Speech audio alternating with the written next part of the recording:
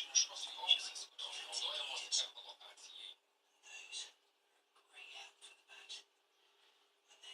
Jų dėka jie gali pastebėti net ir patį mažiausią skrendantį vabzdį. Šios didžiulės ausys užfiksuoja nuo vabzdžio atsimušusį signalą.